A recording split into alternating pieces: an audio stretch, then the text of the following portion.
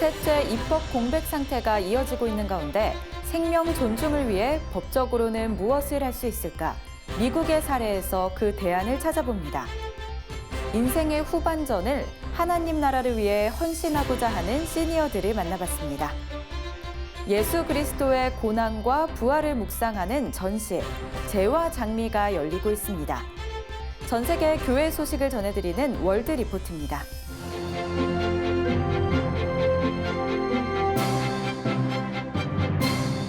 안녕하십니까? CGN투데이입니다.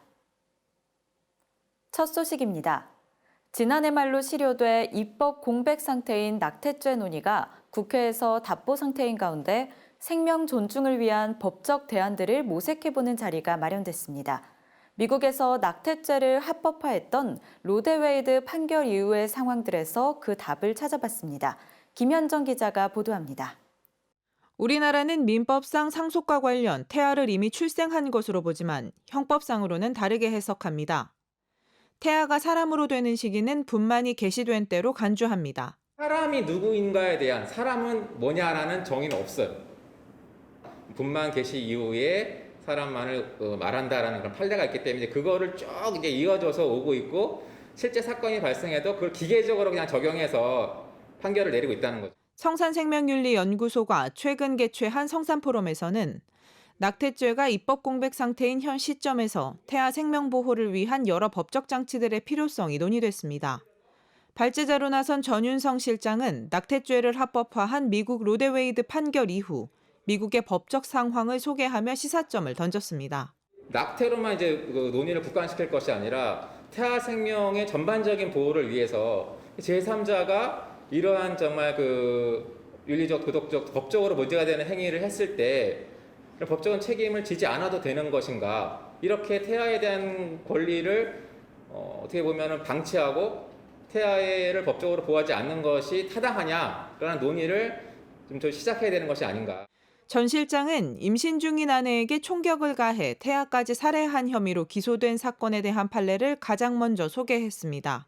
이에 대해 미국 엘라바마주는 형법상 모든 태아를 사람으로 보는 브로디법을 적용했다고 전 실장은 전했습니다. 태아 생명의 가치는 다른 사람의 생명 가치와 동등하다라고 피고인에 대한 살인죄 유죄를 확정을 했습니다. 전 실장은 이어 현재 미국 연방법으로 발의돼 있는 낙태를 시도했으나 출생한 낙태 생존아 보호법안에 대해서도 설명했습니다. 의료인은 낙태 생존아에 대해 같은 주수의 출산아에게 필요한 모든 동일한 생명 보호 의무를 갖게 되고 낙태 생존아 살해 시 1급 살인죄로 처벌하는 내용입니다. 연방법으로 낙태아 장기매매를 금지하고 있음에도 불구하고 일어나고 있는 낙태아 장기매매 사례들에 대한 미국의 사례들도 전했습니다. 그러면서 이를 막기 위한 법적 보호장치조차 없는 국내 현실에 대해 우려를 표했습니다. 우리나라에서는 지금 현재 낙태아 장기 매매를 규제하는 입법이 없습니다. 이날 포럼에서는 태아 생명의 법적 보호 방안으로 태아 상해죄 살인죄 도입, 낙태 생존아 보호법, 부분 출산 낙태 금지법 제정, 낙태아 장기 매매 기증 연구 목적 사용 금지 입법 등이 제안됐습니다. 전문가들은 입법 공백 상태인 낙태죄의 빠른 개정을 촉구하며 이를 위해 전력을 다해 나갈 것을 선언했습니다. 모든 생명은 존중되어야 된다. 낙태가 상업화되어서는 안 된다. 합당한 그런 법안, 여러 가지 법안들을 만들어서 현재 이제 국회에 제출했는데 현재 국회에서 이것을 진행시키지 않고 있어요. 법사위원회는 정말 국민의 생명을 위해서 조속히 입법 활동을 이제 재개해 주셔야 됩니다. 내 편의를 위해서 타인을 죽일 수 있는 법안이 만들어지는 거거든요. 정치적인 이슈로 이 낙태죄를 가지고 간다 그러면 우리도 정치적으로 어떻게 대응할 것인가? 정치적 여론을 만들면서 동시에 이 생명윤리에 대한 것을 캠페인을 벌여나가는 정치적인 부분과 캠페인의 두 방향으로 동시에 우리가 활동을 굉장히 열심히 해야 된다고 생각을 합니다. CGN투데이 김현정입니다. 시니어 선교 한국은 은퇴 이후의 삶을 선교에 헌신하고자 하는 시니어들을 돕고 있는데요. 코로나 위기 가운데서도 인생 후반전의 때 복음 전파를 위한 노력이 계속되고 있습니다. 조준하 기자가 취재했습니다. 은퇴 이후 새로운 삶에 도전하는 이들이 있습니다.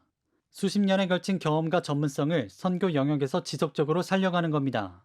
음악 교육이 없는 동남아시아, 아프리카를 향한 선교의 비전도 있습니다. 공부해 왔던 거 그냥 썩히기는 아까워서 그곳에 가서 이렇게 음악을 나누고 음악의 기초적인 그 부분, 그다음에 음악의 어떤 악보 부는 부분 하나만이라도 가르쳐도 아이들에게 크게 도움이 되고 그 나라에는 크게 도움이 되겠다 싶어서 다양한 사업을 했던 경험을 갖고 동역을 필요로 하는 선교사들에게 힘이 되고자 하는 노력도 있습니다. 일손이 모자라가지고 동역할 수 있는 사람을 찾는 사람들이 많거든요.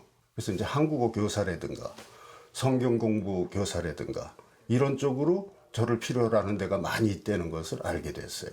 그래서 그런 쪽으로 이미 하시는 분들을 돕는 사역을 지금 하는 것을 원칙으로 삼고 있습니다. 현재까지 시니어 선교한국 소속으로 국내외 총 136명의 선교사가 파송됐으며 현재는 91명이 활동 중입니다. 연령대를 살펴보면 다른 연령대보다 60대 선교사의 비중이 가장 높습니다. 시니어 선교사들은 비교적 가까운 지리적 위치, 적합한 기후 등의 이유로 동남아시아에 가장 많이 파송돼 있습니다. 또한 시니어 선교한국에서 파송된 선교사의 3분의 1 정도가 대학 교수, 유치원 교사 등 교육 분야에서 사역하고 있습니다. 시니어 선교한국엔 자비랑 선교사들이 많아 코로나 위기 가운데서도 큰 어려움 없이 선교를 지속적으로 이어가고 있는데요. 더 나아가 시니어 선교사들은 포스트 코로나 시대에 필요한 사역들을 해나가고 있습니다. 코로나 팬데믹 이후에 우리가 아주 강조될 사역이 비즈니스 선교라든지 국내 이주자 선교, 전문인 선교 이런 것을 들 수 있는데 그것들은 다 시니어 선교 한국에서 이미 지향하고 있는 그런 선교 전략입니다. 1955년에서 1963년 사이에 태어난 베이비붐 세대가 지난해 65세 고령 인구 범주에 들어가기 시작하면서 한국 사회의 고령화 속도가 더 빨라질 것으로 전망되고 있습니다. 이에 따라 은퇴 이후의 삶을 선교에 헌신하고자 하는 선교 지원자가 많아질 것으로 예상됩니다. 이때 선교를 향한 마음도 중요하지만 전문적인 선교 훈련은 필수입니다.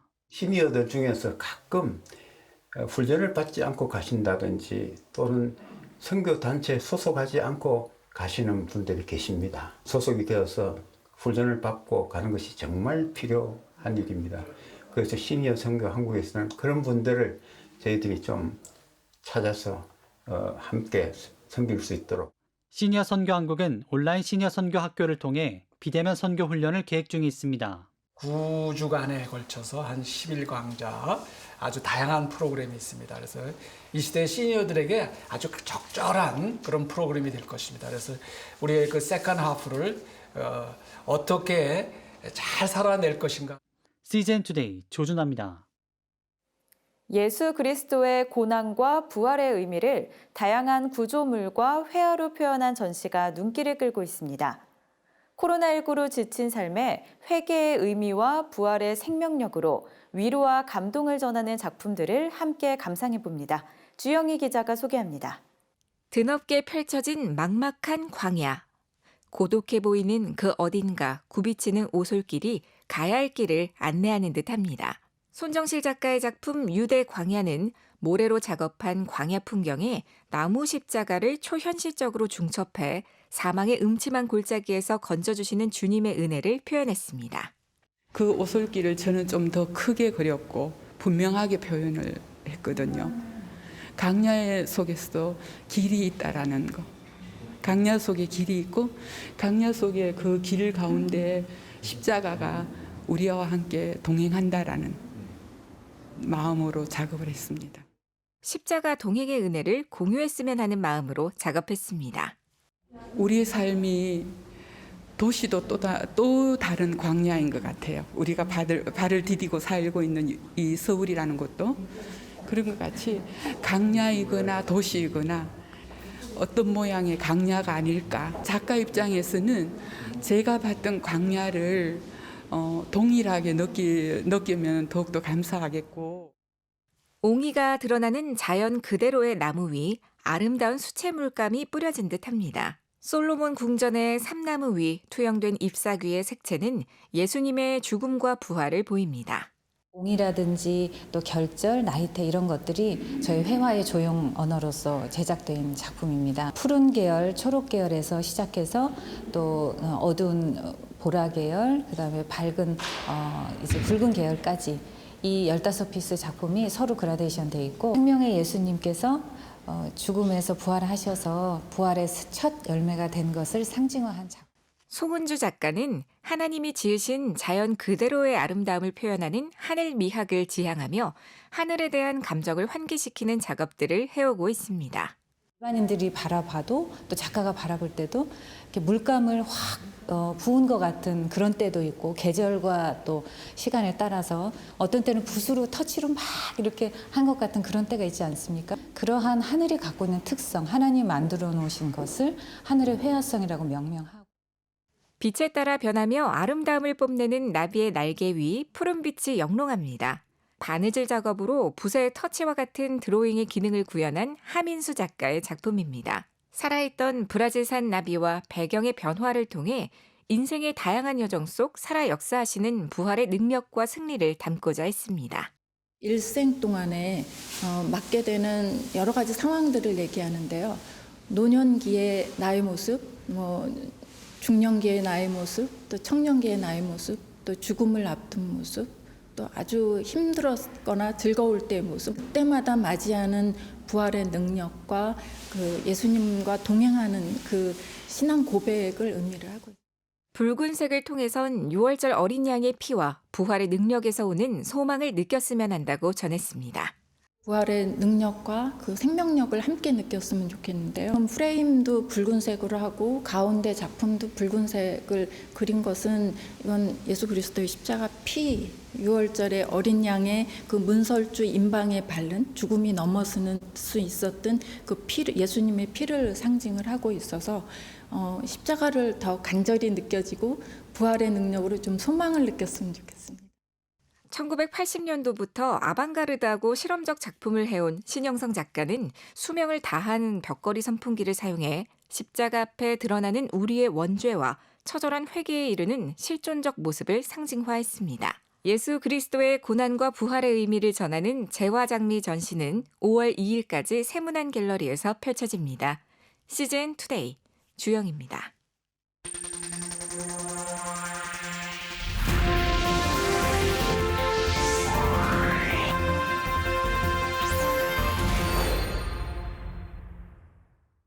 전 세계 교회 소식을 전해드리는 월드리포트입니다. 모든 사람이 자신의 언어로 성경을 읽을 날을 앞당기기 위해 세계의 번역단체들이 힘을 모았습니다. 이들의 목표는 2033년까지 세상의 모든 언어로 성경 번역을 완수하는 겁니다. 전 세계 10억 명의 사람들이 자신이 가장 잘 이해할 수 있는 언어로 하나님의 말씀을 읽지 못합니다. Most people don't realize there's 6,000 unique languages on planet Earth today. And of those, 2,000 have adequate scripture, 2,000 somebody's working on, and 2,000 languages nobody started. 10년 전 성경 번역 단체들이 성경 빈곤이라 부르는 상황을 끝내기 위해 일루미네이션스 엘리언스란 연합체를 구성했습니다. 5개의 기업에서 후원까지 받았지만 모든 언어로 성경을 번역하려면 100년 이상 걸린다는 사실을 알게 됐습니다. And we said, no, that's too long. We got to have a better sense of urgency. So it's a faith goal that we think that by 2033, that 95% of the world will have the Old and New Testament. 일루미네이션스 엘리언스는 나는 알고 싶다 캠페인을 벌이고 모든 사람들에게 한 구절 이상의 성경 번역에 필요한 비용을 후원하는 기회를 마련했습니다. Where your treasure is, there is your heart also. So when people start giving to Bible translation, even if it's $35 one time, or many people sign up for $35 a month and keep giving that, then their heart goes there. 이 캠페인은 미전도 종족에게 성경을 전하는 이상의 일을 합니다. Tanglaswaput kasatstundlu igausngan wanguta naqsiganaku. Anama nitqahalqminniu Psalm 139nak. Kina doch slangachtlap kiulolu o tuna hwataungulachtuktamana qoyanakva. 또 청각장애인을 위한 성경 제작도 진행합니다.